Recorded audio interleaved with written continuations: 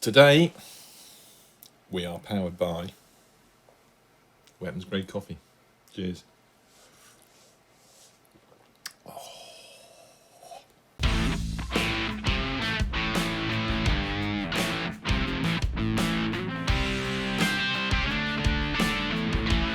So before we kick off, just a quick reminder to please subscribe down below and turn on your notifications. We post at least once a week on various topics such as audio production, video production, gear, kit reviews, all sorts of interesting stuff. So subscribe, put those notifications on and get that lovely content into your inbox. So welcome to Phase Drive Vlogs. Today we are going to be talking about our favourite waves, mainly compressors and EQs that we use in sort of mixing and mastering. I just walk you through a bit of that and saying a bit about them. So let's see how we go. So just to kick off, let's just open a project. So this project is a track written by Sam called Celestial Reflection. And it uses quite a wide range of instrumentation, so quite a lot of synths, keyboards, some strings, drums, guitar. Doesn't use any vocals or brass, but we'll talk a bit about those. So just want to talk a bit about the setup we've got and how we use EQ and compression within that. Most of our waves, compressors and EQs are analog emulations because we just like the sound what they do. We tend to take any noise shaping off most compressors for mastering purposes. We just don't think we need the extra noise, just like the character of the particular analog emulation. So let's just have a look at what we're running. So here we've got a project running. This is in Cubase 11. We've just upgraded. So far, very impressed. We'll talk a bit about that in a minute. One of the particular features that I particularly like is the new supervision, which is really good. So we've got it running. It's currently running quietly in the background. And let's just have a quick look through our structure. So in the middle here of the mix console, we've mainly got all our kind of instrument tracks, individual instrument tracks, and they get routed initially to one of the groups. So currently we've got a group for guitar, bass, keyboard, strings and drums. I've also got a group called Mix and a group called Sends. So all the guitar, bass, keyboard, strings, drums, etc. gets sent to the Mix subgroup, if you like. And then everything coming off the Sends gets sent to another one. So I can balance the Mix and the Sends and the influence they're having and also listen to each to see how they're contributing. Just a particular habit that I've got into. But yes, we used a lot of subgroups, so we sort of gained stage from the main channels into the subgroups, and it helps control the levels apart from anything else. So you're not slamming everything straight into the stereo bus. You can control the balance of the mix within the subgroup, and it's a lot easier to control levels that way, I find. So we don't have a lot running on the subgroups. We tend to EQ the individual channels, and then we compress on sends. Parallel. It just tends to sound a lot better in my view. Sometimes I want to use a compressor direct on the track, like a guitar track, to get that kind of funky snap, or like a bass drum or a snare to get an extra bit of punch. But for the most part, it's on sends.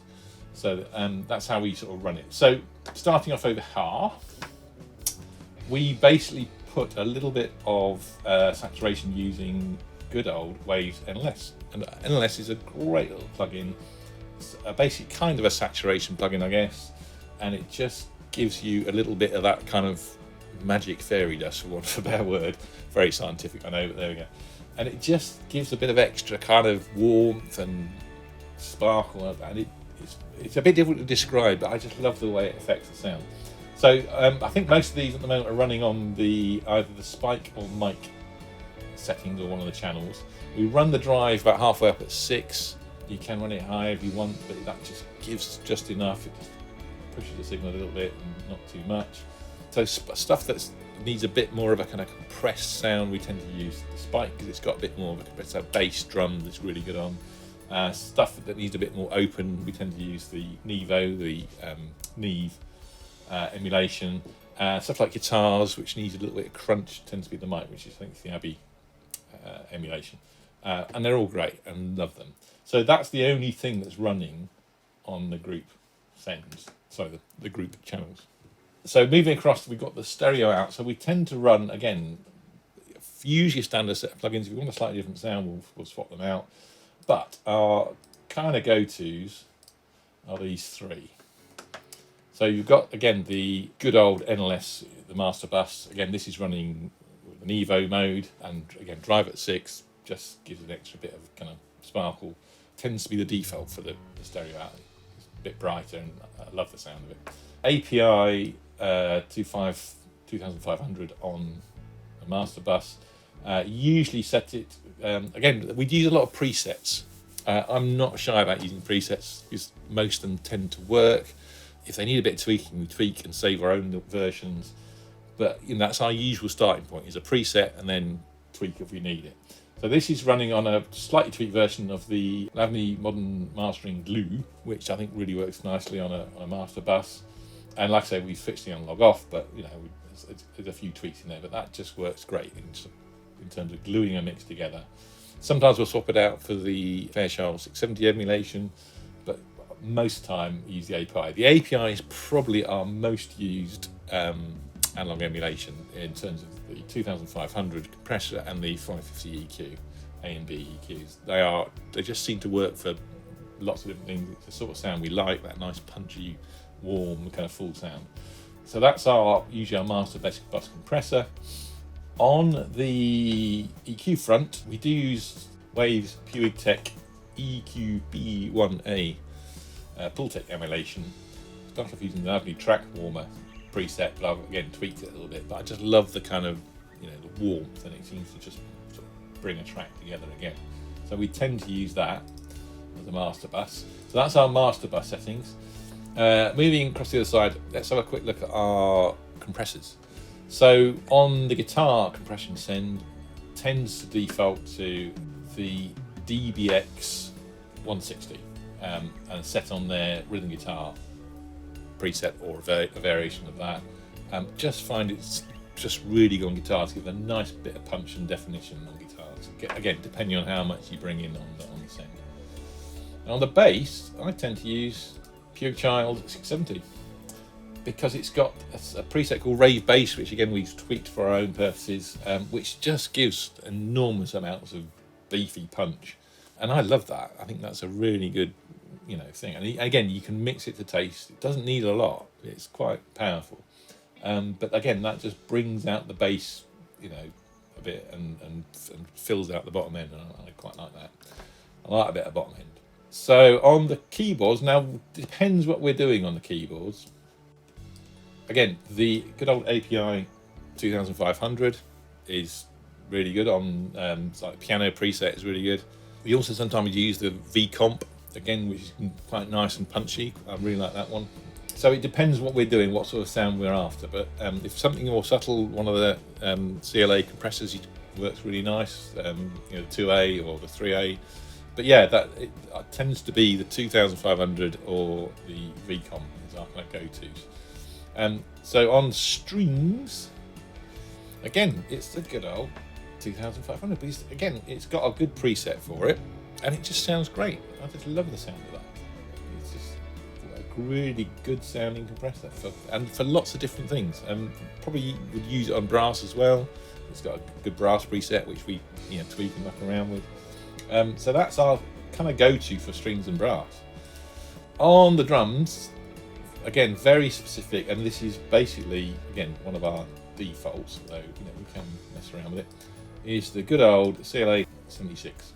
And we use it with a preset that was based on one of the supplied presets, but has all the ratios pushed in. And it's very, very, very punchy. It really gives a lot of kind of punch and dynamics to the drums. And really love that. I'm currently using it in bluey mode, but Blackie sounds great as well. Again, I switched the analog fizz off. But yeah, it's just a really, really good one for drums. And again, you can mix it into taste by adjusting the send level, but it's just a great sounding drums compressor. bass send that we use for things like bass drum, the bass guitar, bass synth. Sometimes it's marked up currently as low air. Sometimes we use low air, but I've recently got hold of Submarine, and we'll sometimes use that again. Usually mixed fairly well down because we don't want too much. Submarine is quite bassy, but that just, again, to add some more thump and some bottom end to bass synths, bass drums, toms, just a little mix a little bit in on a send. Find it works really well to fill out the bottom end. Again, use sparingly, really good. So that's our main sort of sends. For reverb, we'll tend to use convolution or Steinberg's built in, so we don't really use a lot of wave reverb. So let's have a look at the EQ. So there are certain EQs that we use for certain purposes. For drums, it's usually API 550 A or B, and again, usually based on the presets, tweaked if we need it. But they've got a fantastic range of presets in there to start you off, so really useful. So the main sort of drum things like bass drum, kick, hi-hats, we'll tend to use API. For overheads, it depends what sound we're looking for. So on this one, we've got API running on the drum overheads. We've got a separate cymbals overhead on this, which is running VEQ, which is another good emulation. Again, it's more kind of top-endy, more kind of sort of thin and transparent, rather than kind of the beefy API. But sometimes you want that. We also use Kramer HLS because it's got a couple of really good overhead and room presets, which again we'll use and then tweak if we need them. But also RS56, Abbey Road. Again, this has got some really nice overheads. It's got some great stuff for certain keyboards, like piano settings and an organ preset, and they're all really good. Again, we tweak them if you need them, but it's a really nice sounding EQ. So tends to be mainly API with a few sort of other bits thrown in for drums. For keys, it depends again. Synths. So we got the strings here. Sorry, let's start with the strings. The strings here are running PureTech EQP1A. Full-tech emulation, and it's set on rock bass at the moment because that just sounded good. But we could use sub bass, we could use API, one of their string settings. There's a lot you can do with that. But PureTech is a nice sounding PureTech kit. We'd also use RS56 sometimes on piano. It's got some really good piano presets. Again, could use API. Depends what sound we want, but it tends to be one of our go-tos. A lot of these aren't using an EQ, they're just maybe a bit of saturation. So on bass, again, it varies, but one particularly good preset is on the PureTech EQP1A pull pick, and that's sub bass. Again, we use tweaked version of this, but it's really good, thick, powerful. If you want that real powerful deep bass, it's really good on that. But again, we could use RS56 or one of the V series or HLS. It just depends what sound we're going for. On guitars, we tend to use the Kramer HLS or good old RS56. Occasionally API, it depends what sound we're going for, but these two really have some really good guitar presets. Again, sometimes tweak them, but they just seem to sound right for guitars. And what we'll usually do, if you've got several guitar parts sort of lining up together, we'll use a different EQ on one if it's the same part, like an RS56 on one and a HLS on the other, just to separate them out a bit and then pan them apart. And that just adds a kind of thickness to the sound. It's a really good sort of way of doing it. On vocals, we'll tend to use, again, API is our kind of default go-to. So just finally, one plugin that we were using quite a lot up to recently, very recently, was the Waves, the WLM meter for loudness and LUFS monitoring and things like that. But now Steinberg have come out with this, which is Supervision, and it is a cracker. So this will do everything that WLM and Nugent Visualizer, which we use, does, pretty much, in one really good plugin. And this was, to my mind, this was worth the 85 quid upgrade price for Cubase 11, because Fusion Visualizer and Waves.ly together are 160 quid. So I'll probably be using WLM and Fusion on my portable system if they haven't got all the Waves plugins, and I haven't upgraded that to 11 yet. And it's on Elements, I think, Cubase Elements. And also I'll probably keep WLM for use in things like WaveLab or Adobe Audition, because it's a very, very useful piece of kit. You know, it's good, it's very clear, it's very accurate, so I still like it. So we're not going to get rid of those, but I'm very impressed with how Steinberg have created that, and that alone was worth the upgrade price for me. I mean, there's plenty of other bits of kit in there, so Cubase 11 was a good update. So that's about all on Waves plugins, our favourite Waves plugins. We'd be very interested to hear what your favourite Waves or other plugins are, whether you prefer vintage emulations or something different. By all means, let us know in the comments. So that's all from me for this week. Catch you later.